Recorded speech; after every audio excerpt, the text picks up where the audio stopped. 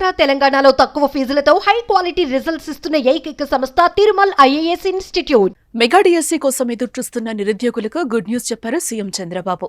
వారి ఎదురు చూపులకు ఫుల్ స్టాప్ పెట్టారు. అలాగే తల్లికి వందనం పథకంపై కూడా మాట్లాడుతూ తల్లిదండ్రులకు శుభవార్త చెప్పారు.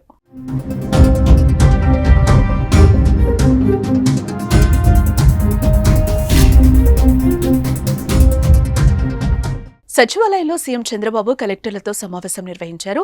వివిధ అంశాలపై మాట్లాడారు. ప్రభుత్వ పథకాలు, అభివృద్ధిపై అధికారులకు కీలక సూచనలు చేశారు. ఈ నేపథ్యంలో ఆయన మెగా డిఎస్సీ నోటిఫికేషన్పై స్పందించారు. ఏప్రిల్ మొదటి వారంలోనే మెగా డిఎస్సీ నోటిఫికేషన్ ఇవ్వనున్నట్లుగా తెలిపారు. నోటిఫికేషన్ అనంతరం వెనువెంటనే భర్తీ ప్రక్రియ చేపట్టి పాఠశాల ప్రారంభం నాటికి పోస్టింగ్లు ఇవ్వాలని అధికారులను ఆదేశించారు.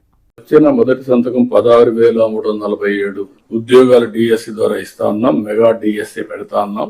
ఈ ఫస్ట్ వీక్ లో మెగా డిఎస్సి నోటిఫికేషన్ ఇష్యూ చేస్తారు. ఏబిసిడి కేటగరైజేషన్ కూడా హామీ ఇచ్చాం, ఎన్నికల్లో చెప్పాం. అది కూడా రిపోర్ట్ వచ్చింది, కేంద్రానికి పంపించాం, ఎస్సీ ఫైనాన్స్ కమిషన్ పంపించాం. ఆ రిపోర్ట్ వస్తానే అది కూడా యాక్ట్ చేసి ముందుకెళ్తాం. అలాగే విద్యార్థులకు ఇచ్చిన హామీ ప్రకారం మే నెలలో తల్లికి వందనం పథకం ప్రారంభిస్తామన్నారు చంద్రబాబు. ఎంతమంది పిల్లలుంటే అంతమందికి 15,000 రూపాయల చొప్పున అందజేస్తామని, వచ్చే విద్యా సంవత్సరం స్కూళ్లు తెరిచేలోగా తల్లికి వందన పథకం కింద ఆర్థిక సాయం అందిస్తామని ప్రకటించారు.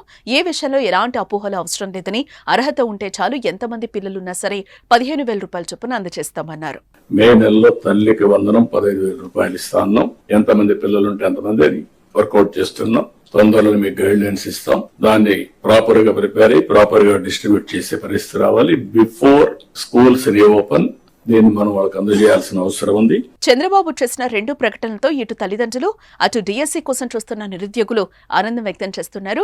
డిఎస్సీ నోటిఫికేషన్ విషయానికొస్తే ఇప్పటికే కూటమి సర్కార్ డిఎస్సీ సిలబస్ విడుదల చేయగా వచ్చే నెలలోనే 16,347 ఉపాధ్యాయ పోస్టుల భర్తీకి ప్రకటనను విడుదల చేయనున్నారు.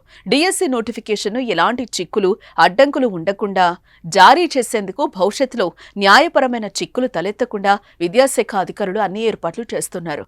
మొత్తం 16,371 టీచర్ పోస్టులు, 6,371 సెకండరీ గ్రేడ్ టీచర్ పోస్టులు, 7,725 స్కూల్ అసిస్టెంట్ పోస్టులు, 1,781 ట్రైన్డ్ గ్రాడ్యుయేట్ పోస్టులు, 286 పోస్ట్ గ్రాడ్యుయేట్ టీచర్ పోస్టులు, 52 ప్రిన్సిపల్ పోస్టులు, 132 పీఈటీ టీచర్ పోస్టులు భర్తీ చేయనున్నారు.